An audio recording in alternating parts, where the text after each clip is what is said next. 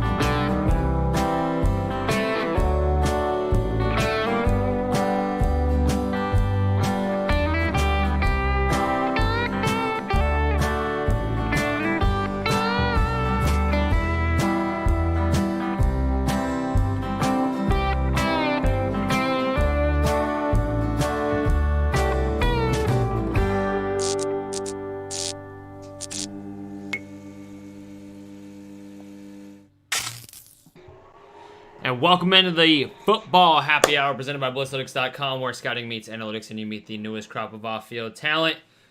Due to some restrictions, some issues, we are down to 3 again.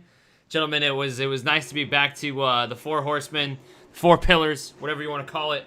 But we are back down to 3, and we've got some tough shoes to fill. So let's see if I can get through an entire episode without making myself look bad and Rob look that much better than he already is. I've got Roy Kunchman. I have Cody Manning with me. Gentlemen, how are we doing tonight?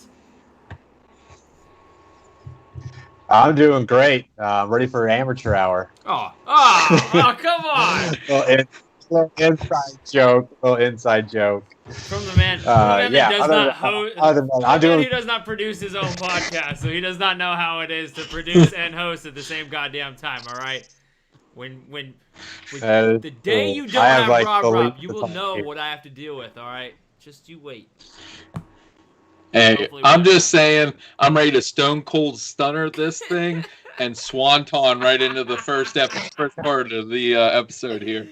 So, since nobody else understands that comment being what we were talking about before we went live. So, we totally fanboyed out on our prior wrestling fanboy fandom as childs, and Stone Cold Stunning and Swanton Bombing, and it was good times. It was good times. Usually, you guys miss I think they miss the funnest of the conversations. It's usually the before and the after talk.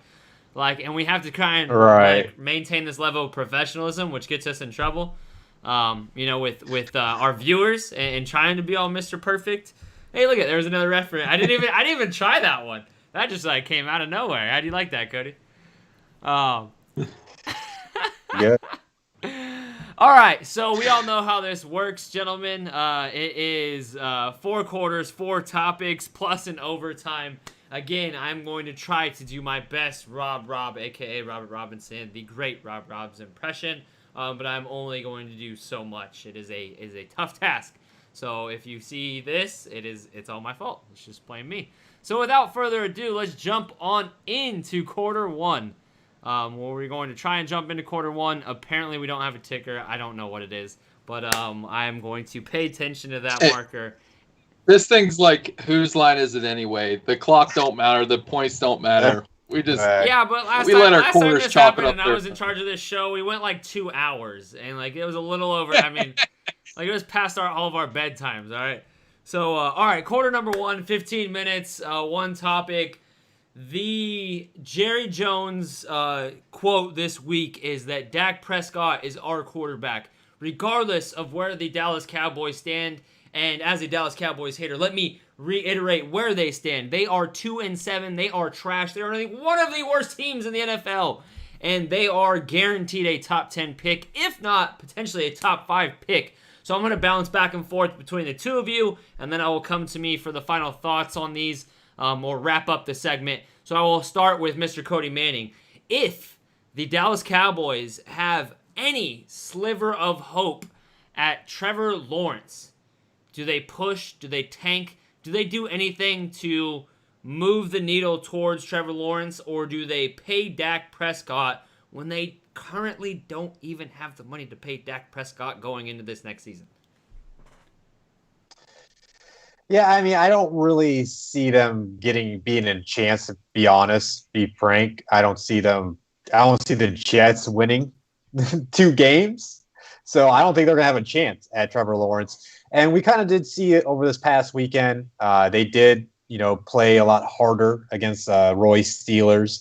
And I think when Andy Dalton gets back in the lineup, they're going to find a way to win, especially in the NFC East, at least a game or 2. So are they going to maybe have to debate a Trey Lance, Justin Fields? We're seeing some other cats climb up into the first round.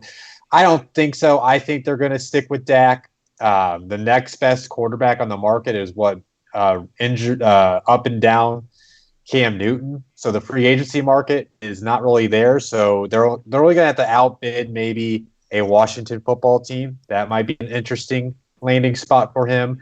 Maybe my Colts. Not saying I want Dak Prescott, but the fact is we're going to clear $50 million in that quarterback room in the offseason. I think they're going to franchise tag him. It just makes sense.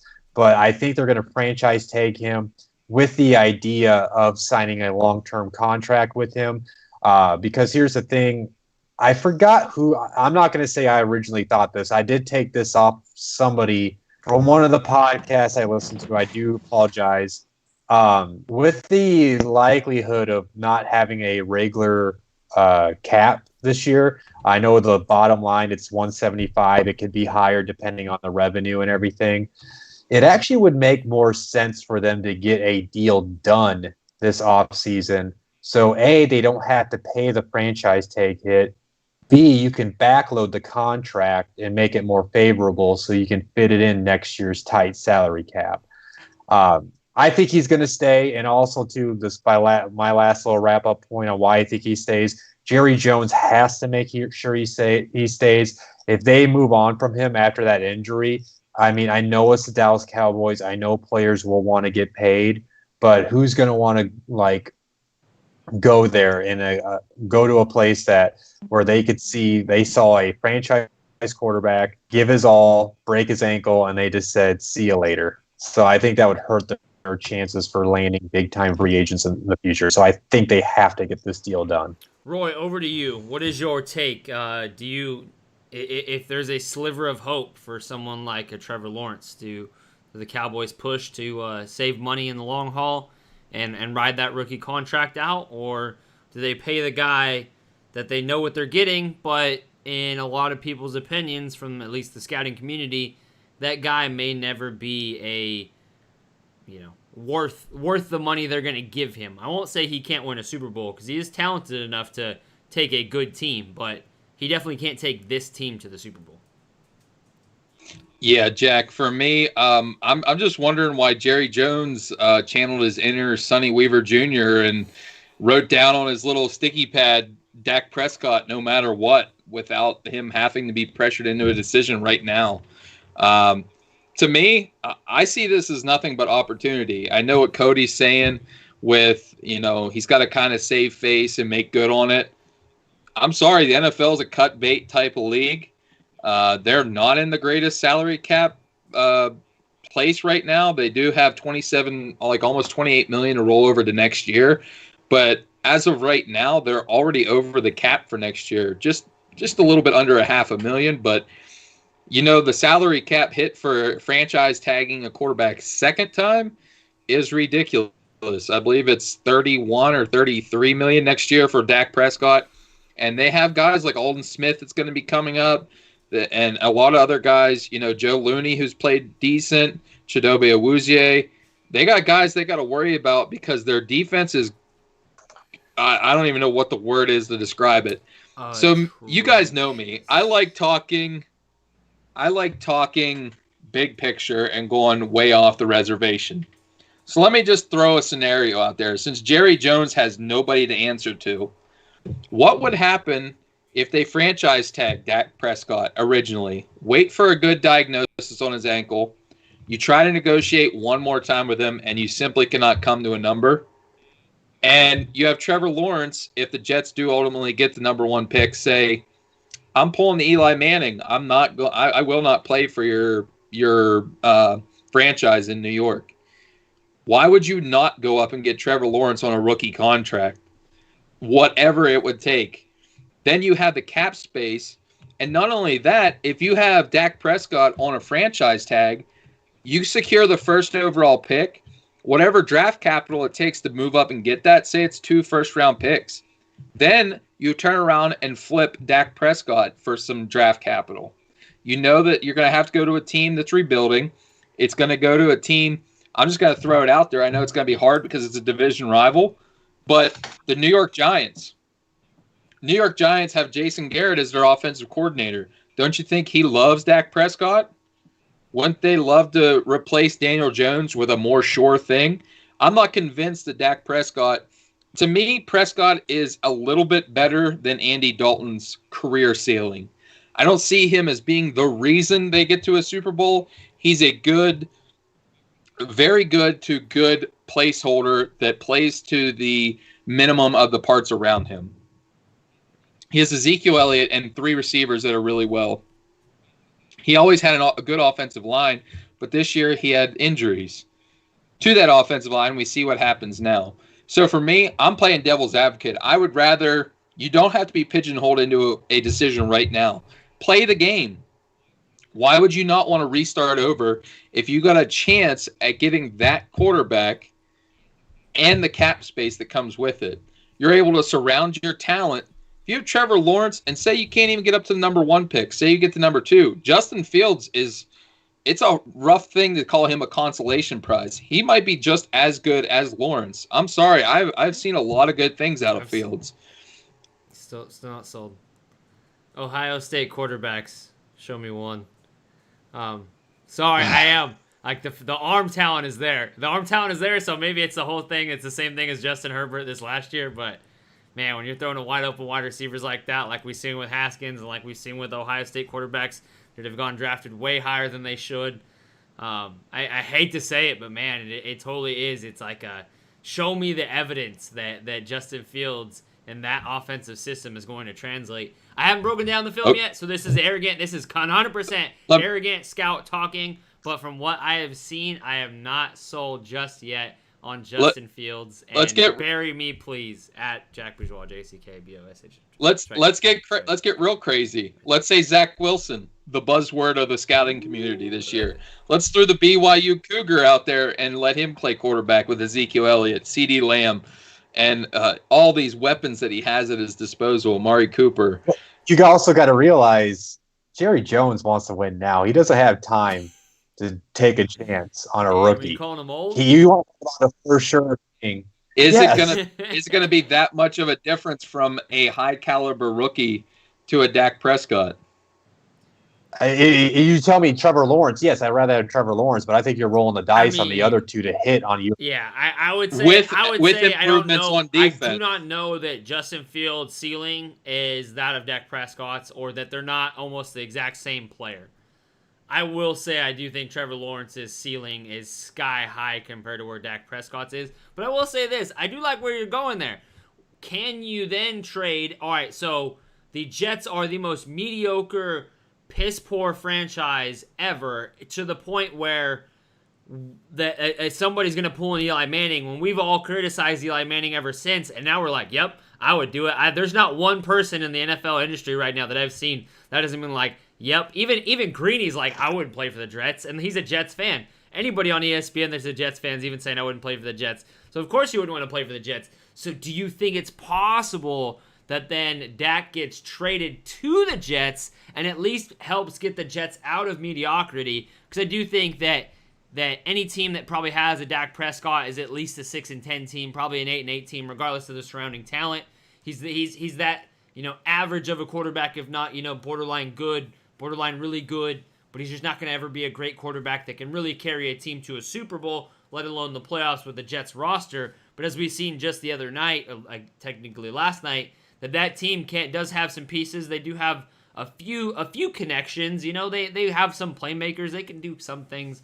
I know. I just seen Cody roll his eyes at me. They don't have much of anything. But do you guys think that possibly we could see Dak in a Jets uniform? And that be like the ultimate. I feel like that is the ultimate sign of disrespect and burn to then Jerry Jones to turn around and trade Dak Prescott to the worst team. But I also feel like if that is to happen, or if Dak isn't the franchise quarterback for the Dallas Cowboys, this is all Dallas Cowboys fans will ever remember of Jerry Jones. Not the good old days, but the way that they treated that quarterback when they should have made him their franchise guy, and they basically kicked him to the curb. How about this, Jack? Because I don't think he would go to the Jets in that trade. I think they would have to go secure the first overall pick if it's the Jets, and then you're negotiating from a point of power, because now you've secured the number 1 overall pick. You already know who they're selecting, and then you can basically open the floodgates on what you could trade for Prescott. You also got to think, where are the Cowboys going to pick, and where are the Jets want to go back that far? If they're picking 3 where they're at right now, Cody, you think they would drop at 3? Okay, they got the Vikings. They got the Washington football team they could beat. You never know with the Vikings. They'll lose to the Ravens. They got the Bengals. You never know what can happen. 49. Well, I'm just saying they could good. You never know. The Cowboys, they got the Niners, the Eagles, and then the Giants to finish the season. They can win like 3 or 4 more games. So say they drop down to like the 10th position, I you don't get Trey Lance. If you can get a 1 this year and a 1 next year, you already know how this is going to work. Those quarterbacks are going top 5, top 6, just like this past year. You have Fields, Wilson, Lawrence, Lance. There's 4 guys right now. But I'm under the like, you'd have to convince me that the Jets are not better off trading for a king's ransom. Like, we've seen every team that's ever done that has been the successor, like, has won. Like, we literally can go all the way back to like the Carson Wentz trade. Like other team, the team that pulls the trigger and collects the draft picks typically wins, unless you are completely asinine in terms of your ability to scout players and pick players. Like, obviously you don't want the Chicago Bears, like, you know, giving a king's ransom, because they're going to waste them picks like they do everybody else. But I don't know. I feel like the Jets should not be taking Trevor Lawrence, because like they're going to ruin Trevor Lawrence just like they did Sam Darnold. What I was saying is you could probably get a 1 back for Dak, even injured the way he's at now. What would you do? Okay, Cody, right now. This is the last question, by the way, because we're about 15 minutes. I was getting at 8:20. At 8:20, I was going to push forward. This is the scenario. If it ends right now, the season ends right now, Dallas flips up with the Jets for number 1 overall. They go back to 3.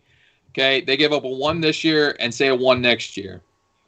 You get Trevor Lawrence. Now you basically know Dak Prescott is out there. What do you think of the proposal of trading Prescott to New England, who's sitting at 13 right now? I mean, do they have money next? Oh, yeah, they have a lot of money. I mean, yeah, possibly. Listen, I'm always going to be the one that says, like, no way all this Fantasyland stuff that Roy says is going to happen, but then all of a sudden Kyler Murray's the quarterback of the Cardinals and I look like a fool. So who knows? Who knows what could happen? I'm staying firm. I think Dak Prescott's their quarterback next year. Jay says Dak to Washington. I still think that's a possibility. They just have to get out of Alex Smith's contract. Alex Smith's taking the Washington Redskins to the Super Bowl, or to the playoffs, and we'll talk about that here in a minute. But it is time. It is time to move on. We can only talk so much Dallas Cowboys. So sorry, everybody. But we do have to go to quarter number 2 now. Hey, watch. There's gonna be a clock on this one. I promise you, boys. Damn it! There's supposed to be a clock. There was just a clock. It was just there. What'd you call this, Cody? How is it? Huh? Oh, amateur hour. I was gonna tell him to stop backseat producing, and now I need to shut my mouth. Apparently. Oh God! All right, quarter number 2, everybody. We have 15 minutes, and apparently Cody's gonna hold me firm to those 15 minutes. I want to see on like our live stream over here. Like, why is the clock not working? It works over here. It doesn't work over there. I am no Robert Robinson. That is for damn sure. All right. It was approved today, apparently. I don't think it's set in stone, but it is believed, it has been leaked. The rumors have come out to be, or going to come out to be true. NFL playoff contingency plans. If the coronavirus forces the cancellation of meaningful games in the final stretch of the NFL regular season, leaving some potential playoff teams with uneven records, or the league with no time to make up these contests, the postseason field could be expanded to 16 teams. Cody, I will start off with you. What are your initial thoughts of this? Who do you think it benefits the most?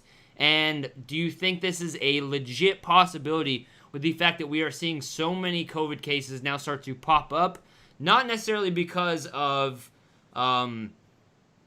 lack of participation. I think more so because it just seemed that COVID is rearing its ugly head and coming back because of the cold weather, because of just circumstances outside of. I don't think being an idiot about his COVID protocols. I think everybody's kind of got on board now, but yet COVID is happening. We just had LSU and Bama get canceled.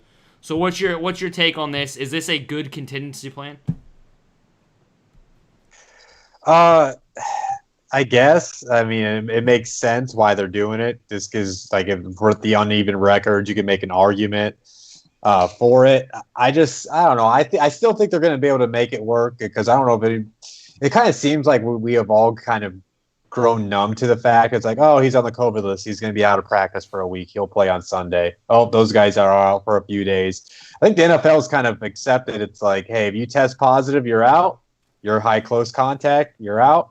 And then barring some unforeseen thing where it was the Tennessee Titans situation, I don't think we're going to see games canceled. But if it does happen, they had to expand it to the 16 teams. I mean, that hurts like Roy's Steelers. They don't get the first round bye if they can lock out the number 1 seed from the Chiefs. Not gonna happen. Or even the Chiefs. Boy. We'll see. Same thing with the Saints. Sounds like he's coughing with COVID over there. I think you got a fever, Jack. How'd that go this weekend? Who's still undefeated? Touche. That's what I thought. Which team did not look good though? I mean, I'm not talking about my team. I mean, they looked real bad. But I'm gonna eat that W just like Jameis did for your Bucks. That son of a bitch. I hate Jameis Winston with a passion now. You know what? I had a little sliver of still fandom for him left and appreciation for what he did for us. No, screw that man. Screw him and his eating dubs. When the Steelers beat the Buccaneers in the Super Bowl, I'm gonna eat me a great big old W. To wrap up my part, you said what team this could help. I didn't have the standings up in front of me. I just pulled them up. We might actually, if this would happen, it would help the chances of all 4 NFC West teams making it. And they said they probably wouldn't return unless they had the opportunity. What if Jimmy G and George Kittle heal up in 8 weeks and they knowing Kyle Shanahan, who can coach any type of banged up roster to wins, all of a sudden has an opportunity to be in the playoffs because they're cancellations. The Niners are on the outside looking in right now because Philly's way down there and they take one of those spots. I did that same thing. I was like, oh wow, they still all 4 of them have a chance now. They're out right now. So I guess they would have to, the San Francisco 49ers would have to jump the Chicago Bears, which could happen with, the fact the Bears can't score a single point, really, and, the Niners can score points with 4 stringers. So these Colts would be in there then again? Oh, yeah, so as it sits right now, we can go through this really quick. On the AFC side, the number 1 seed, Pittsburgh Steelers, the number 2, eventual number 1 seed, Kansas City Chiefs, then the Buffalo Bills, Baltimore Ravens, Tennessee Titans, Miami Dolphins, Cleveland Browns, and at that 8th spot for Cody would be the Indianapolis Colts, who are sitting at 5-3, but looking I think that's wrong. Yeah, it's Steelers, Chiefs, Bills, Browns, Titans, Ravens, Raiders, Dolphins, and Browns are right now number 8. Are they? Huh. Yep, because they have a better divisional record. The Browns beat ESPN. Yep. You can their playoff hit. Reference. The NFC is the Saints, Seahawks, Packers, Eagles, Bucks, Cardinals, Rams, and then the benefactor would be the Chicago Bears. Yeah. But like you said, San Francisco is right there. Right there, but with 3rd and 4th stringers and the 3rd and 4th stringers have a better looking offense than Nick Foles. It's very true. It is very true. Like, you're not lying. And I mean, they literally, if they squared up, like I would. Like it's too is the Vikings play Chicago on Monday night. So if they win, they go 4-5. Chicago goes 5-5, and then at that point, you can always chalk them up that they're going to just fall flat in their face. And Matt Nagy's fired at the end of the year, along with Ryan Pace. Yeah, but they're not winning. The Niners aren't winning the next 3 games at Saints, at Rams, Bills. No. So it's probably going to benefit one of these NFC North teams. Whoever's the second place in the NFC North, either the Bears, Vikings, or somehow the Lions turn things around. Or what if all of a sudden Raheem Morris gets Atlanta on this little hot streak, and they get going up because they're just at 3-6. They just freaking, they're on a two game winning streak right now. Whew, they hot now. But see, this is where it's coming down to. It's going to be too watered down for the playoff, for my opinion. I would rather have the 7. I don't even like 7. I like the 6. Just go with the 6. Have your 2 teams getting a bye. Go back to the regular plan.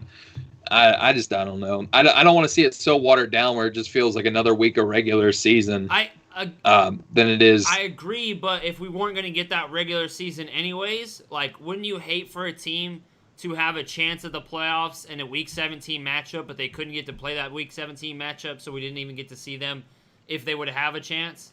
So, like, I appreciate the idea of they don't want to cheat anybody, but let's be realistic. They don't care about cheating any teams. They just want to make that money. That's all it is. Right, and that's what it all comes down to, is they want the money to offset what they're losing this year. So if they can spin 1 week of regular season into another week of playoff football, they would love that. Hey, I'm a glutton, and more NFL, more power to me. I just wish they would put a little bit more NFL in that freaking that noon slot, that afternoon slot, like you've been talking about, Cody, on Cody Talks NFL. It's driving me crazy. How's there only 2 or 3 games? This week's actually the first time.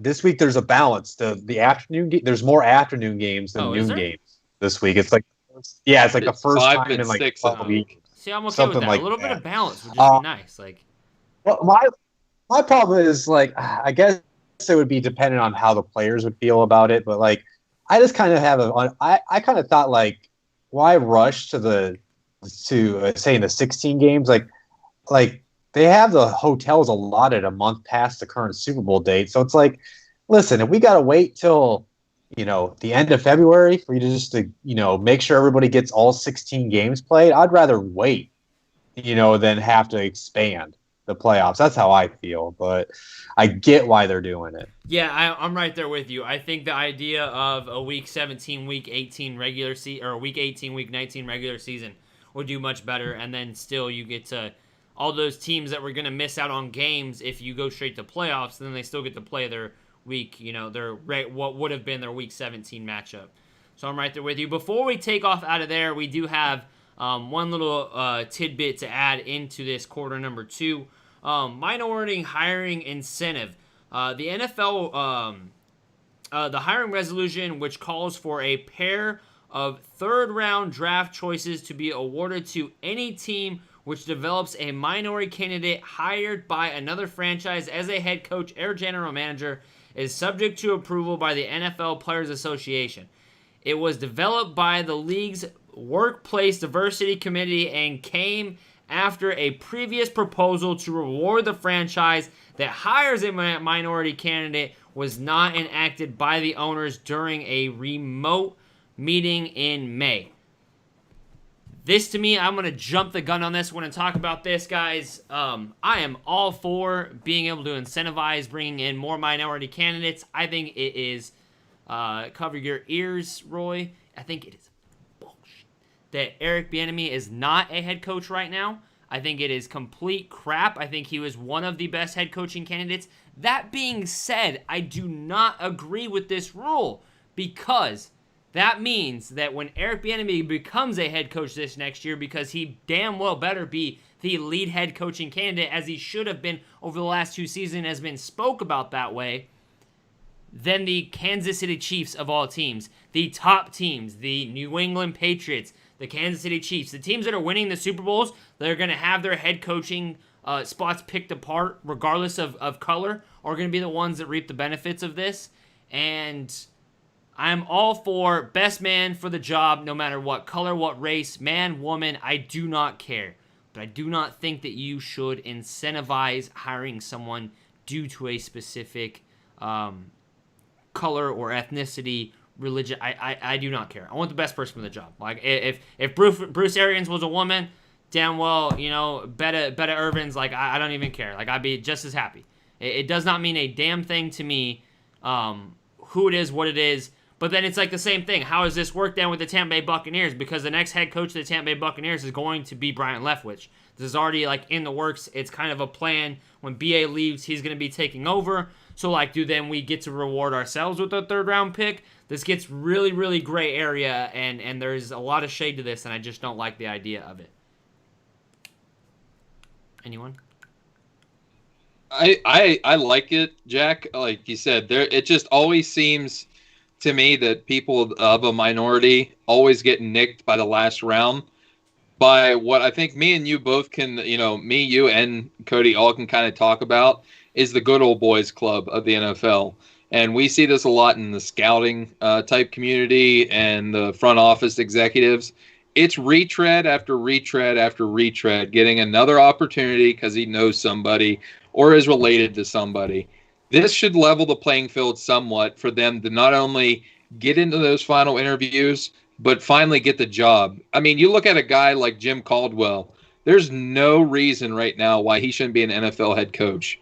Scotty Montgomery, who was a great wide receiver coach for the Steelers, who's now, I believe, the head coach at Duke, or it's one of the ACC teams. Great young coach. It's coming up through. You already spoke of Eric Bieniemy. Now we got to kind of get that gray area filled in because you brought up the Bucs. There's got to be some other, factors in here because if Leftwich gets moved up like that, or I'll throw another one at you. Cody already talked about the Atlanta Falcons. Raheem Morris, he's really just the interim coach. Would they get a third round pick? Don't want to say just because, but he got it on his own merit. Yes, they should get rewarded because they helped him get to the head coaching position. So for me, a third round pick, I mean, we give away third round picks in the league for much less than the completion or the hit rate of a third round pick is worth it for a lot of these guys just to kind of almost level the playing field or give them just that little bit of edge to get them in there. Yeah, Roy said it perfectly. I like it just because it would cause a cosmic shift in who they hire on their coaching staff because, like Roy said, at halftime it's just their brother, their son. They have the same last name. They know his cousin, and it's not. I'm with you, Jack. It should be by a meritocracy system. Who works the hardest? Who knows the most? Who could be the best coach? The best coach should always get the job. But as we see year in and year out, not some of the smartest people have these jobs. It's proven every single. Yeah, exactly. So I do like it. I also, I originally somebody mentioned a good point too. Like, what does this do to say you bring up Eric Bieniemy, which I don't want to get into his off-field issues, but that sounds like why his past history is why he hasn't been hired as a head coach. People can do their own research if they want to look into that. But anyways, he is a great quality as far as a potential head coach. So Raiders aren't going to fire their coach. So the Chargers say they want to move on from Anthony Lynn and get a guy from Andy Reid's system that can build around Justin Herbert, just like the Chiefs did. Like, does the Chargers want to give their rival a third round pick? But I mean, obviously you hired the best coach, but I'm just saying, does that have in play? But the idea would be that more minority coaches are going to be on these staffs all over the place at one point, or it's not that big of a deal because you're just saying you can pluck any of these great coaches and it doesn't matter. If I'm not mistaken too, Cody, I don't know if this is all on its own, like where they get awarded a third round draft choice, or if it goes into the equation for the compensatory picks.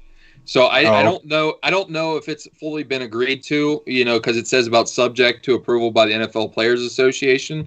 So if this is a separate pool of picks, like where you get them from, I can see where it kind of hold back a little more. Now, if it's something to where that gets brought into the equation for a compensatory pick formula, maybe that's a way they can level the playing field instead of just outright handing them a pick.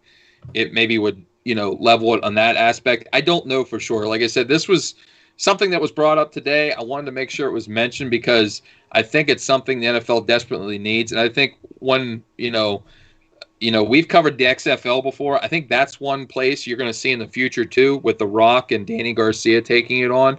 I think that's going to be a proving ground for the NFL to tap into that pool of talent as well. So you might see coaches that didn't get their shot at the college level or NFL, maybe go take a job there to where they get an opportunity here in the NFL. So it's going to be interesting here in the next 5 years to see the way, landslide shifts come along. All I could say is, regardless of differing opinions on this topic, we all 100% agree that it ain't fair what's been going on. The right people have not been hired, and they do need to fix it. I just do think that draft picks and awarding draft picks may be the best way to go. It's like Cody said. Like, are you gonna then not hire somebody because then you're going to give a draft pick to a rival, or you're going to give a draft pick to somebody who you're going to be playing here, come playoff time, and that draft pick, who knows, could be the, as much as you want to say the hit rate on a third-round pick, who knows if that third-round pick ends up being the difference maker in a playoff game or a Super Bowl, and everybody's going to think of that when they think of hiring. So I'd hate for there to be a negative stigma and a reason not to hire a coach like that, when it should just be best man for the job, best man or woman for the job. Anyways, gentlemen, show those prospect encyclopedias if you got them, because we're about to hit a commercial break really quick and have you guys all check out the prospect encyclopedia for us, which again is available on Barnes & Noble, Amazon, BookBaby, Blitzlytics.com, and even Target. We'll be right back after this quick commercial break.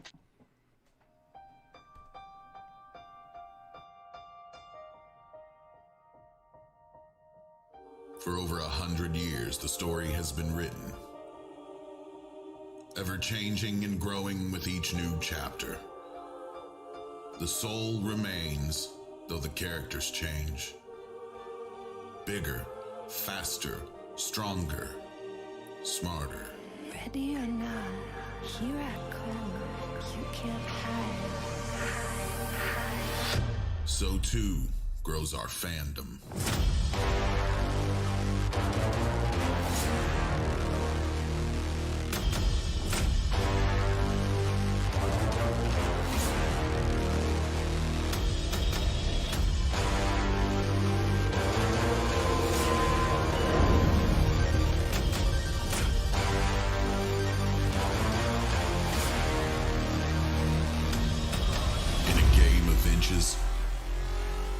Start miles ahead.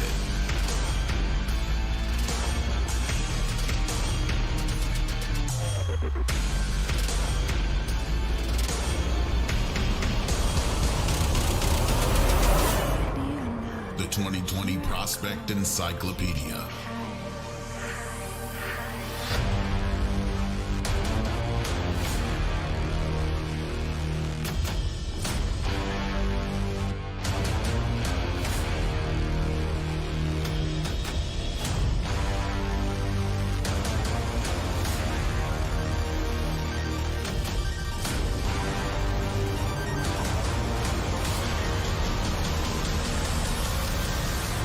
This September, available on Amazon.com, BarnesandNoble.com, and Blitzlytics.com. We'll want Matt Miller to do the forward next year. Once again, please go check out the Prospect Encyclopedia, which is available on anywhere you can buy a book online, specifically Blitzlytics.com/shop. We get the most money that way. So, hey guys, look, we're on a timer now. I don't know if you guys seen that, but I got a clock to work. Woo! All right. Wow. It's no longer amateur hour. Easy there, folks. You guys are upset. It's professional half hour. He's a second half kind of guy. Rob, they're yeah, picking on me. All right. He's like the soft. They don't show up until the second half. There you go. All right. Well, third quarter, 3 and out, 3 topics, 3 people today. We're going to get through as many of these as we can, and then we're going to be out into the fourth quarter. So without further ado, I hit Roy first, Cody second. We're going to go back to Roy. Roy, give us one of your takeaways from Week 9 of the NFL. So for me, I'm going to go back to my Steelers, although I'm not going to talk about them yet. It's the team they faced. Garrett Gilbert. We had a showing of the XFL MVP. And if they were smart, one of them developmental leagues. Orlando Apollos. Orlando Apollos. It's been too long, AAF. You killed me with the shutting down in like week 5, 6, whatever it was. It's been too long about it, guys. Anyway, Orlando Apollo, great. Excuse me. Garrett Gilbert looked quite well for Dallas, and if he can withstand that, it's gives them the best shot probably at making a run for that division. So Garrett Gilbert, good on you for making your opportunity to roll there. So Garrett Gilbert, I gotta throw you some shade here. That was impressive. Some of those throws were nice. I mean, obviously he should have been in there way over Ben DiNucci. I don't know how Ben DiNucci made that roster, or made that third QB spot, but yeah, I was surprised, impressed, but it looked like exactly what we've seen from him back in the day. I mean, he's got some arm talent. He can throw that ball. Like, there was a reason why he was the backup last year to Baker, right? Like, he's got every reason to be in this league. Like, he deserves a spot in this league. I don't know how he's not a top 64 quarterback in this league. He's got the arm talent. He's got the athleticism. He's got the size. I like me some Garrett Gilbert. I don't know about you, but I like me some Garrett Gilbert. Cody, what is your... Start him over Andy Dalton. I don't know about that one just yet. Andy Dalton hasn't got his fair share yet. Kind of got wrecked before he even got a chance to start playing. All right, Cody, what was one of your takeaways from Week 9? Dalvin Cook is a match made in heaven with Gary Kubiak because he has been balling out the last 2 weeks. Last week against Green Bay, he had 30 rushes, 163 yards, and on top of that, 2 receptions and 63 yards, 4 total touchdowns on the day. This past week, he went 22 rushes for 206 yards, averaged 9.36 yards per carry, 2 touchdowns, and he also had 2 receptions for 46 yards. He's already got 12 touchdowns on the year. That is he's only one touchdown away as far as from being a career high. Actually, I'm sorry, I'm reading this wrong, guys. He had 13 touchdowns last year.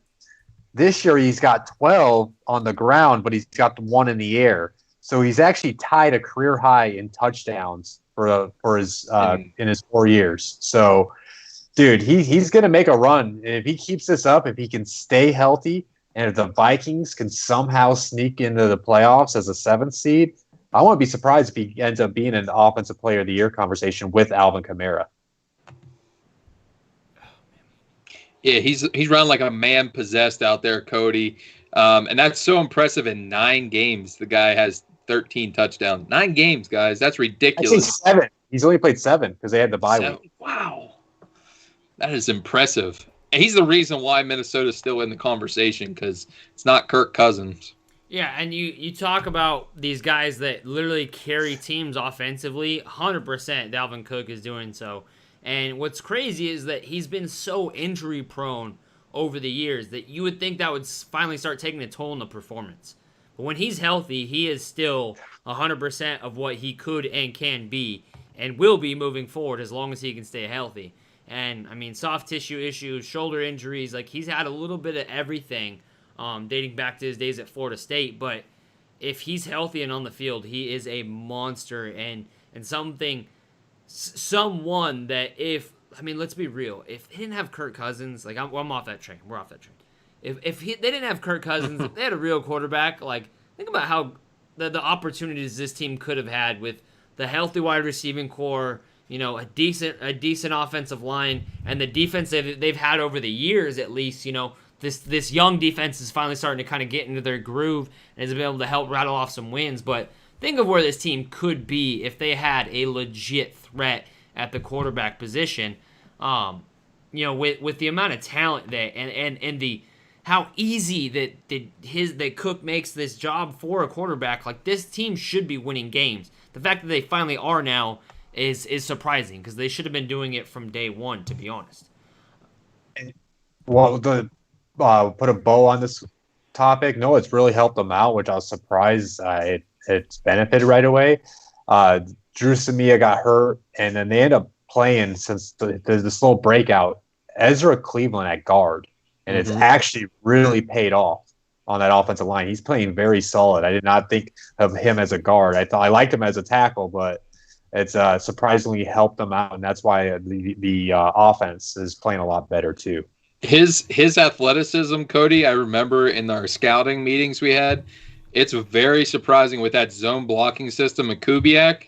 That's where he's making them reach blocks and getting out to the second level. That's why he's really been flourishing. So if they can keep Riley Reif for another year after this year, he might just settle in there at guard. Cleveland's been playing really good. I think we always have that tendency of pigeonholing guys that have that frame and that length to the outside instead of, admitting that sometimes, I don't know if Ezra Cleveland will stay at the interior position, but he definitely has the size and the length of the offensive tackle that you want. You want someone with that frame and that build. But it's let's be honest, it's kind of easier to play the guard position than it is to play the tackle position. And so, when you have a little bit of extra length and the equal amount of power on the interior, it pays off dividends. For me, the one that I want to talk about the most, because I don't want to talk about my Bucs, I'm going to try and avoid that one. Brian Flores and what the Dolphins have done over the last year. Like, I know that they were 5-11 last year, but realistically, like, that was a really, really bad team, especially after the Minkah Fitzpatrick trade. Like, that was a really bad team. That was about as big of a fire sale, I think, as we've seen, like, maybe ever in the NFL. That was a team that was getting rid of talent at an exponential rate. I mean, you talk about in terms of Laramie Tunsil and Minkah and the other guys that they let go that were staples of the defense and the offense. They haven't skipped a beat. Not only have they not skipped a beat, they've got better. And they got better through the draft. They got better through free agency. They got better through coaching and experience and just consistency. But I'm surprised, not surprised to see Tua doing what Tua's done. Some of the throws that he made this week were anticipatory throws, were just those beautiful touch throws we've seen back at Bama. But when you add all that together and you talk about a defense and you talk about a secondary that they've got, you talk about the offensive line that they've kind of slowly put together. Minus Austin Jackson, I'll leave that and say. But they've put together some pieces, man, and I'm just very, very impressed. Like, I know this isn't like the 0-16 an 0-16 team, and I know they weren't that bad, but like they were they were the worst 5-11 team I've ever seen probably I've ever seen. And to think that they're actually going to make a playoff run right now, that they're going to beat the Patriots in the AFC East, and they are probably they're going to be in contention for one of those wild card spots. Like, the wild card race probably needs 8 spots in the AFC, because between the Raiders and Cleveland and Miami, like, that's going to be a dogfight for that last wild card spot. Brian Flores, I got to give him huge credit because, one, his teams always played hard no matter what their skill level was. That's really the merit of a coach. 2, the front office and his vision are one and the same. If players didn't buy in, then they got rid of them. And they're reaping the reward for that right now with having 3 first-round picks this coming year to add to this.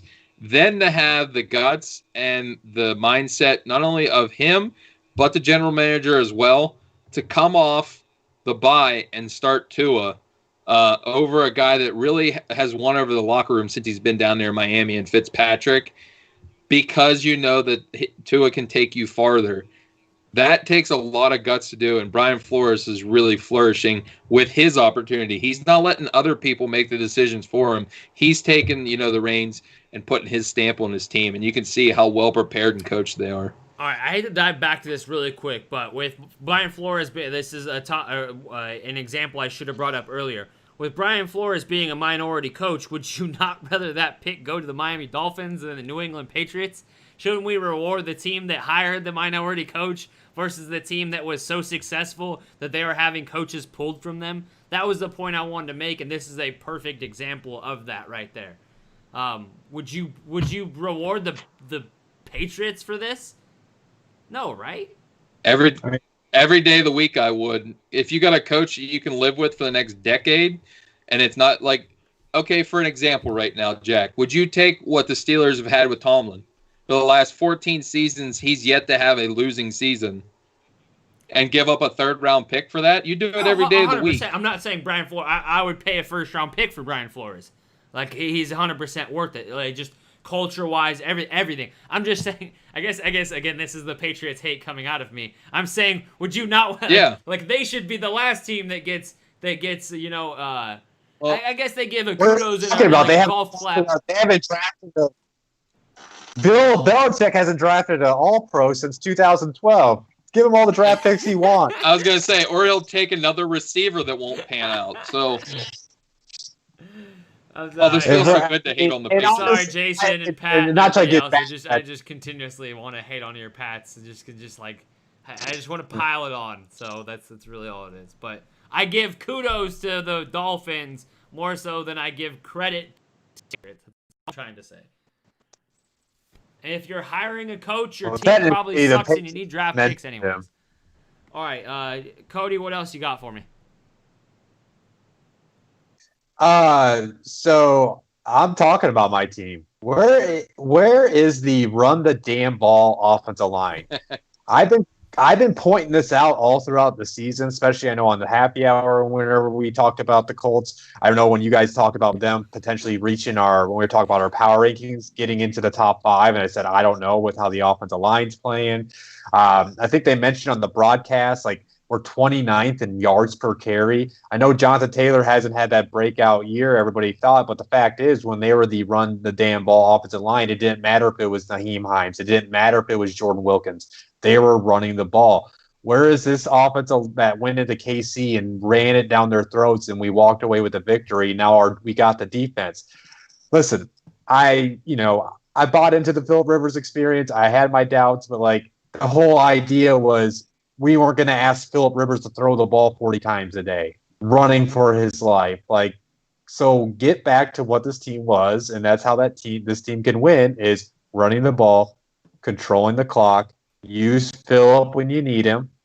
Then that running the ball will open up the play action, will open up the passing offense because everything's very anemic right now on the Colts offensive side of the ball. And that's where the defense can flourish is when you got the ball and you're scoring touchdowns and you can get after them with DeForest Buckner and you can sit back and get those interceptions. So I'm just saying the Colts got a great defense right now, but they're not going to go anywhere until they figure out the running attack in Indy.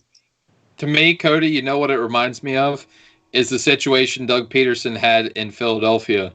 He had Carson Wentz, and that was his shiny toy, and he got so excited with it. But then when Nick Foles came in, it was like, well, we got to depend on the running game a little bit more. I think they need a little wake-up call to realize what the identity of that offense is. It's so dysfunctional now because he has the shiny new toy. They got to establish the attitude with the offensive line, hand the ball off to your big back, play action, and like you said, throw the ball 25, 30 times a game, not 40 plus. Yeah, against everything. I 100% agree. I think teams lose balance. Sometimes superstars will kind of cloud not only a quarterback's judgment, but also a play caller's judgment and try to force the ball or force plays into specific players' hands when realistically, what needs to happen is the play needs to be ran as the play is supposed to be ran, and you go through progression 1, 2, 3, and 4 regardless of who the player is. And not to, because I know it's like kind of one of your points, I believe, and not to like poke fun at your Bucks, but like I know they got down big fast, but like I think that's what happened in the offense. Is the offense, it does help when Ronald Jones and Leonard Fournette are going, and I didn't know this until I heard it like yesterday that I didn't realize they ran for an NFL low of all time, 5 rushes. 5. Like I think that's why the offense like got worse and worse as the game went. First quarter when we gave up running the ball and we were only down 14. Yeah. But with that being said, there is no time left. I'm going to say that the Saints are the better team in the NFC South, but yet the Bucks are still the better pick to win the Super Bowl because the Saints can't win shit when it comes to playoff time. Just saying. They will get beat by the Minnesota Vikings here in a few weeks, and then the Bucks will have a chance to still win the division. It is going to happen, ladies and gentlemen. The Bucks will be just fine. It is a Tampa Bay loss of all Tampa Bay losses. This is all too familiar for us. I ain't tripping. And I did hear and see your little comment there, Jay, on Twitter the other day. This is my ugly mug. It is here. I will represent. Till the day I die. I'm a Tampa Bay Buccaneers fan, and we are all too used to losses like that. So don't you? Hey, cousin Jay. Give him a couple more weeks with Tom Brady force feeding targets to AB. Looks like, 4 years ago, Big Ben. 4 years ago, Big Ben still looks like Big Ben today, and he doesn't have AB. So talk about that one. Hey, we're still undefeated. On to topic number 4. I don't want to hear it. Once again, we are going to be talking about the Prospect Encyclopedia on this one. The offensive and defensive player of Week 9 for the Prospect Encyclopedia, the PE20 or PE 2020, as we hashtag it and as we call it. So without further ado, Mr. Roy Countryman, seeing as how this is your bread and butter, your baby, I will let you start off with this one, then I'll go back to Cody for OT. Who is your offensive player of the week for the Prospect Encyclopedia? My offensive player of the week is none other than somebody from one of your lists, Jack. Number 10 player for the San Francisco 49ers. Middle Tennessee State great, Richie James. This guy's really had a bugaboo with getting injured. He doesn't have the thickest frame. He's quite slight. He's a good return man. But we've seen with the decimation of the weapons out there in San Francisco, he got an opportunity to shine out, and shine out he did. He had 9 catches. He led the NFL in Week 9 with 184 yards and averaged a sick over 20 yards per catch, and he had 1 touchdown pass. This guy's dynamic in space. He really ate up a lot of bad competition down in Conference USA, but he is a slot target. He's quicker than a jitterbug. He can get in and out of his breaks very efficiently. He can set inside nickel corners up. If they don't have the recovery speed, he can beat them after the catch. He just does not have a large frame, not a very wide catching radius. He's just an impressive guy, and if the continual injuries last out there in San Francisco, you might see him get some more playing time going forward, especially, and this should talk to how he's really acquainted himself with that coaching staff. They kept him over the more highly decorated Dante Pettis last week. So Richie James is somebody you might want to keep in the effect there with how Kyle Shanahan likes using those jitterbug types inside. All right, so. Yeah, he was my Blitzlytics prospect player TNF, so he gets a 2-time showing this week. All right, so I'm gonna cap this really quick. So on the Dante Pettis situation, last sentence of his little clip, his upside is capped due to his limited catch radius and subpar hands overall, and he will face an uphill battle to make the roster in a stacked wide receiver group, but his talent is undeniable. Moving on to Richie James. James is a return specialist with quick twitch athleticism and proven big playability. He's a reliable depth piece at the wide receiver position who found offensive snaps in 19 of 20 games last season. James will likely never be more than a fourth or fifth option at wideout, but his well-rounded skill set and countless splash plays in clutch situations have likely locked him into a contributor role moving forward for the 49ers. God damn, y'all need to buy that book. Do you see how spot on that shit was? Sorry to toot my own horn. Cody, go for it. Let's hear who your offensive player of the week is. Thanks for throwing that out there for me, Roy. I love to read my own shit. So my offensive player of the week from the book is Damian Harris. He had 14 rushes, 71 yards, averaged 5.1 yards per carry. Number 18 prospect on New England's list by our own Alexander Amir. For some reason, I just love the way he runs. He's very ferocious. I know he got knocked out at the back end of the game yesterday, but it seems like he complements that running style of the New England offense. And I enjoy watching him and Cam feed off each other whenever their rushing attack is flowing well. So I just thought I'd point him out because I think he finished like 4th or 5th in rushing yards for the week. If I remember that correctly. He was the 4th most rushing yards in the NFL this past week. Yep. I don't know if he's going to be out for a while, but I think he's going to be their lead back heading into 2021 because I think Sony Michel's kind of lost his burst a lot. And Patriots fans, you guys need to calm down. You guys were calling this guy a bust after 1 year. Come on, calm down, son. People don't believe development for whatever reason. It's kind of a weird. They also say that because you don't ever play any Patriots running backs in fantasy, and they will always burn you. Harris has proven to be kind of a little gem last few weeks, but for me, Jerry Jeudy, 7 catches on 14 targets, 125 yards, touchdown. He looked pretty darn good. He might have fumbled the ball, but I would say this: Jerry Jeudy again one of the best route runners to come out of the draft this last year. Right there, on par, 1A, 1B with Justin Jefferson. I think we all had Jerry Jeudy a little bit better, but we also were saying that Justin Jefferson was a more well-rounded of the two, but Jeudy being the better route runner. He has solidified himself now, especially with Courtland Sutton being out in that year 3, sadly. We were really looking to see Cody's year 3 wide receiver, which was Courtland Sutton this year. But I was very, very excited to see. This was kind of Jeudy's breakout game, going for $125. It was career high for him and a touchdown. But I mean, it was against Atlanta, so I mean, let's be real. Roy, who do you got for your defense player of the week? I see Mama Countryman making comments in there not to go 2 hours this time, so I'm gonna try and wrap this up a little quicker than normal. I'm scared. So my selection for defensive player of the week is none other than the guy replacing one of the better safeties in this league, Landon Collins, who went out with his Achilles injury. But we're talking about the depth of this book and how many of these players you really get to know over the season. It's Cameron Curl for the Washington football team. And this guy came in, got a lot of productive snaps this past week. He played some strong safety, also rotated down in nickel. Very sure tackler. He wound up coming downhill and getting a sack in this game, a la Landon Collins, who likes to fill in those rushing lanes. But it was his reaction ability in pass coverage in a lot of the red zone places. I believe it was a play in the third quarter.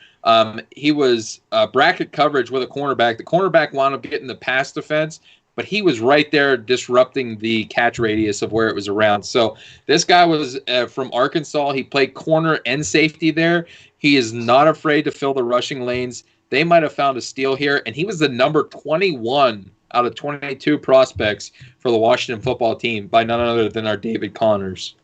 Cody, hit me. So yeah, my defensive player of the week from the book is I swear I'll butcher his name. Foysad Aluakan.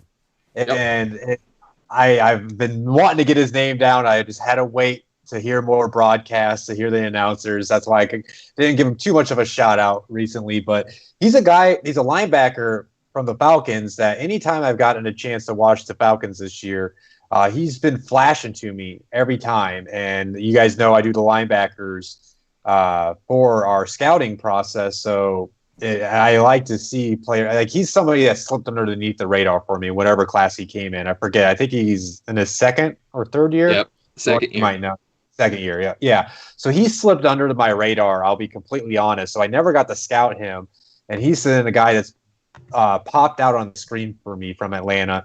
And this past week, he put together one of his better performances as far as statistically. He had 10 tackles, 7 solo. He had a pass deflection. And then he also had a sack in the game. He was a 9 Lippert for the Falcons. He was a guy I was watching Atlanta earlier this year, and I'm like, who is this linebacker popping up? And I grabbed the book, and I was like, holy crap, he's in the book. And then not only he's in the book, Ryan had him rated number 5. I was like, that's kudos. I just want to shout out to Lippert on that one for hitting on him. Golf clap to Lippert. Golf clap to Lippert. Good stuff, sir. All right, for me, I have wrote this guy in, I think, twice now, or this is the second time in terms of defense player of the week. And I don't know if the time before that statistically he deserved it. This time he definitely does. Jonathan Abrams, the heart and soul of the Las Vegas Raiders. I think both offensively and defensively. I'm not gonna lie. When this guy makes a hit, they just play better. And I don't know if you watched this game. He made several hits. Not only did he make several hits, he made several drive-stopping tackles. He had 10 tackles and a pass breakup, 6 solo, 4 and 10 combined. But again, I can't hammer home enough what this guy does and the attitude that he brings to this Oakland Raiders team is just, it's undeniable. It really is. And I don't know if you guys watched that thump he put on. I believe it was Justin Jackson. It might have been Josh Kelly, but I think Josh Kelly could take a hit a little bit. Was it? No, it was either Balaz or Kelly, because Justin, trust me, I know, because I had Justin Jackson in our Blitz 16 team league, and he was he got patched right before the game started. Okay, I didn't know if it was that hit that took him out and he didn't play the rest of it. So yeah, I think it would have been Kelly or Balaj, but I know what he's talking about. I guess I had that game on my. I had Red Zone going, and I had that. I even posted that play to social media because he literally came in like a heat-seeking freaking missile and leveled that dude. Like it was so nice. I mean, he squared up, shouldered him, everything. But bow! I mean, it was perfect. Like you couldn't ask for a better tackle where you don't use your arms or hands like you're supposed to. Kids, wrap up. But if you ain't gonna wrap up, hit like Jonathan Abrams. That's all I gotta say. Hey, every time I watch Abram plays, it just reminds me of The Longest Yard. Whenever it was the replay, it's like, I think I broke his neck. I think every time, whenever I see this guy flying down, like he's gonna get up and be like, I think I make him broke his neck. Like it is ridiculous. It is like a car crash every time. The last guy I've seen hit like him consistently was Bob Sanders. And we all know Bob Sanders had difficulty staying healthy. I wish Jonathan Abrams better health than Sanders. But he has that dynamic personality and attitude that he brings. It overwhelms, the entire, aura of a defense. And that's the type of tone setter you need in that back end. 100% agree. Is that all six, right? All good? Or did it have one? Because somehow the clock just started it, and so I'm not going another 10 minutes or else I'll be getting... I don't want Mama Countryman come and get me. We're going to jump to a quick commercial break, and then we're going to wrap up with a quick overtime. So we'll be right back after a quick commercial break. Sex, drugs, and murder. Welcome to the locker room of the 2008 Florida Gators. Hey, let's go! Get in here! Get in here right now! Get in here! Hey, we got 30 minutes for the rest of our lives! 30 minutes for the rest of our lives! That's our bad first half. It ain't happening. We get the ball. I promise you one thing. We're going to hit somebody and we're taking down the field for a touchdown. I guarantee you that. Guarantee. Look at me. Look at me. Let's go. We got 30 minutes. Let's go. For the rest of our lives.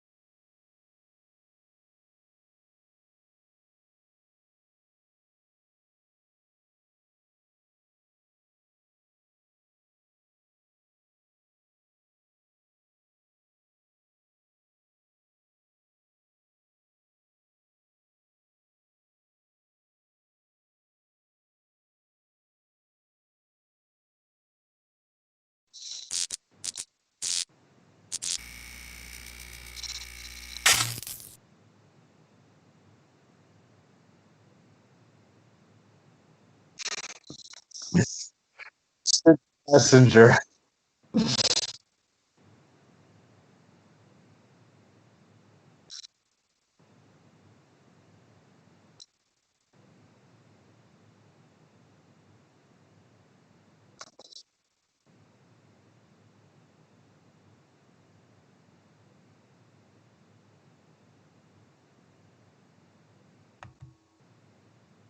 You're gonna. I don't care. I can go for the low hanging fruit. I know which one it is for me. Draft day, baby. We're going back, man. But we're going for better cast, better whole story, and everything actual with NFL people to help write it.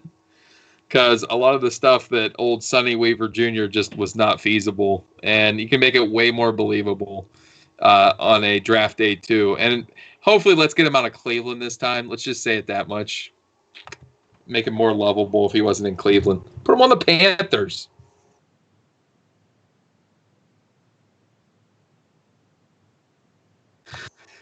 You know what I got? Because we can at least bring back the coaches from this movie. Maybe their grandpas this time around. Let's go Little Giants, too.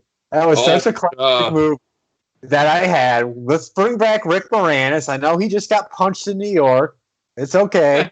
Bring him back. And we get Ed O'Neill, who I loved on Modern Family, so he's still acting. Let's get those two guys. They're grandpas. They're coaching their grandchildren's team. You could just kind of do the similar type of storyline. You could always mix it up.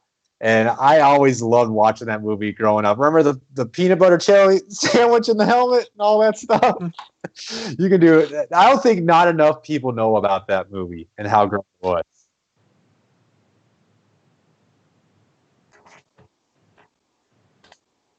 Well, I'll hear.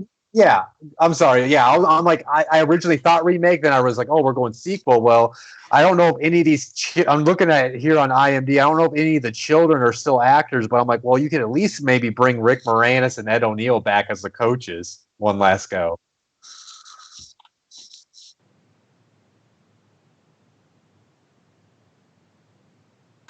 Hey, Jay saying he can't. Jay saying he can't hear you in the chat. Must be amateur hour. All right, now you guys can hear me. Thank God. Back to the amateur 15 hour. minutes. God damn it. All right. So for me, like in terms of football movies, I always kind of like go back towards Remember the Titans. Remember the Titans is like probably my favorite movie of all time. It's one of the only movies that actually makes me tear up. Like I tear up like every time that movie happens, and I'm man enough to admit it. But you can't do a sequel because it's based on a true story. Like you can't extend that story without like exaggerating the truth or kind of fibbing the truth or anything like that. So that one's out of the question. The Replacements you would think would be one, but again, that's a 1-year deal. Like if you can't build upon that storyline and extend it another year when it was just supposed to be Scrubs playing for that one season. So they've ruined that one. It's a goddamn water boy. It always has been and always will be. How do you not want to see the water boy in the NFL? Think about that. Come on. Tell me you don't want to see Bobby Boucher next to Bill Belichick. Don't tell me you don't want to see Bobby Boucher interacting with Jerry Jones or lighting Jerry Jones up on the sidelines. Like, tell me you don't want to see that. Because he would treat Jerry Jones like Colonel Sanders. He would wreck that shop. I could not wait. Like, to me, if that happened, I would be like literally like anxious, excited, sitting and waiting at like the box office line to be able to get in and watch that movie the second it came out.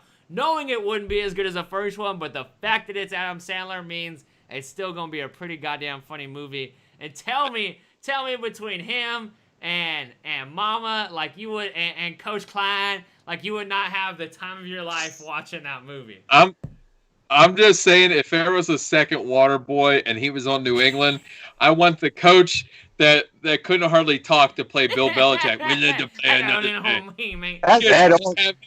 Have him in a hoodie saying, like, we need to play another day. What did he say? I don't know. We need to play another day. On to Cincinnati. Right? I think I'll win this one. I win overtime because you guys were good, but let's be real. We all want to see Bobby Boucher play again in the NFL. Like, I was just it's funny you end up saying that because I'm like, oh, what other movies would I want to see? And I'm like, yeah, I wouldn't mind another Waterboy, but I was trying to think like what you would do with the sequel. I like maybe that him being in the NFL, but we're talking about like we're 15 years later. You would almost need to be the dad of like a next up and coming. It doesn't have to be like present day. You could just do it a few years later and like put some makeup on him. It's Adam Sandler. He's fine. No big deal. That's what they got Hollywood for, baby. We'd be good. CGI. He's 20 years. He's 20 years younger. Rob's producing Waterboy 2. Adam Sandler, if you're listening, we got a guy. We got the background. We can help you write the script for Netflix. Waterboy 2. Dude, make it happen. Adam Sandler. Tell me. Like I'm looking at all the lists of these games right now. From Draft Day to the Longest Yard, Replacements, Waterboy, Pigskin Parade, Any Given Sunday, Gridiron Gang. Don't tell me that Waterboy ain't the one you want to see a sequel to. You cannot remake The Longest Yard again. I'm sorry. The newest one was awesome with Adam Sandler. The one I could see maybe redoing is Jerry Maguire. Because of how updated a lot of these agents are, I think you could really play that up now. I agree. Like a lot of these though, they have so much truth tied to the story. Like you can't do Invincible, you can't do We Are Marshall, like The Express, you can't do. Like I feel like Radio is such a good movie, but like that's like you just keep that like Cuba Gooding Jr. For me, it's one of my favorite football movies is Friday Night Lights because it makes me think of high school football back in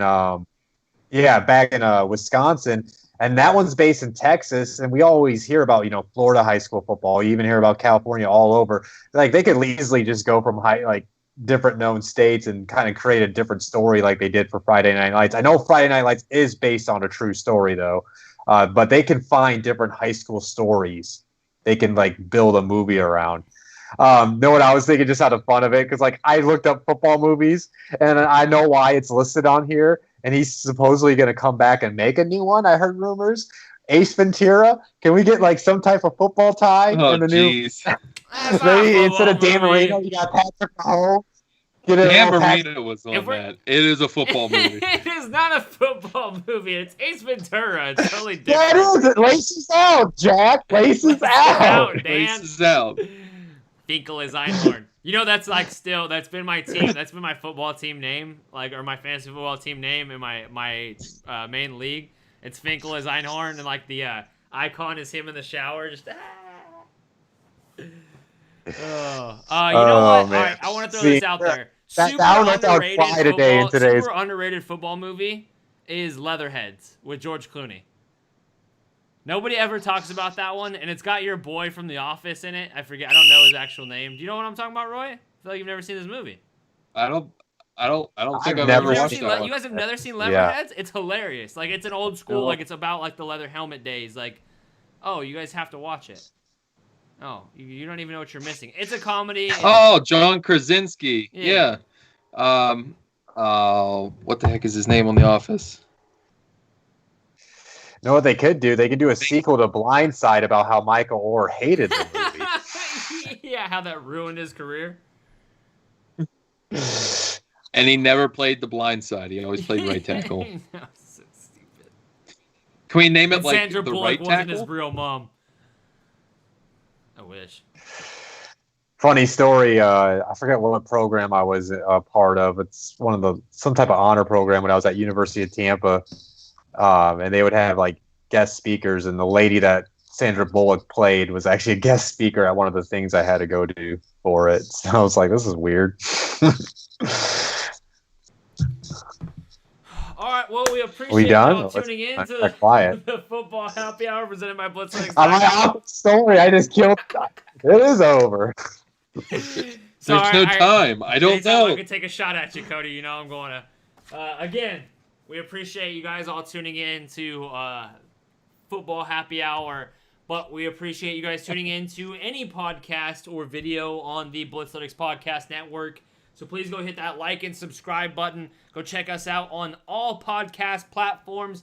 Find us live on Facebook, YouTube, and Twitter, as well as Twitch. I see we finally got a Twitch streamer. Shout out to whoever that is on Twitch right now, because we've never had someone view us on Twitch before, so we appreciate that. But really, go get this Prospect Encyclopedia. There is still, 7 weeks left, 8 weeks left of football this year, so go get this Prospect Encyclopedia now while you have the chance, so that you know. Christmas stocking stuffer. And if not, exactly, it is a perfect. You better have a big stocking. But it is worth the read, guys. It is worth the purchase. You can go get yourself a team copy. If you aren't convinced, go buy yourself your team copy online at blitzletics.com/shop for only $5. The full-length PDF version is only $15, and you can buy that big old you-know-what for $35 at blitzletics.com/shop. Amazon, Barnes & Noble, Target, Book Baby, everywhere books are sold. I almost said podcasts. Gentlemen, they can find me at Jack Bourgeois, JackBooshwa. Cody, let these people know where they can find you and give them the last words before Roy Kunchman signs us on out. All right. As always, you liked tonight's episode, which I hope you guys did. Hit the like button. If you haven't subscribed to our YouTube channel, like Jack said, make sure you subscribe so you know when any of our shows go live. Also, subscribe to the Blitzalytics Podcast Network so you can get any of our shows in audio form. So Spotify, Stitcher, iTunes, you name it. I'll be back. I'll be back with a Fantasy Voyage this week. As you can tell, Rob is out this week. I will be rolling solo. There is a chance I might be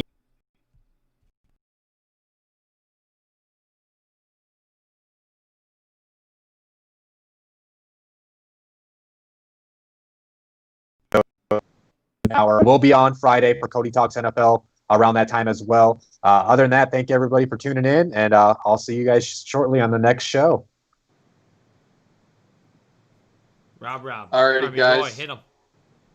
All right, fellas. You guys already, you said everything I wanted to say, but go buy that Christmas present right now. Go buy yourself that book. You will be happy you did it. It's going to be a yearly edition. You want to get that first edition so you can keep it bubble wrapped and give it to your best NFL fan for Christmas. Buy multiples. We don't care. Buy 10, 15. Maybe we'll give you a deal. We'll see. Reach out if you want that many. Anyway,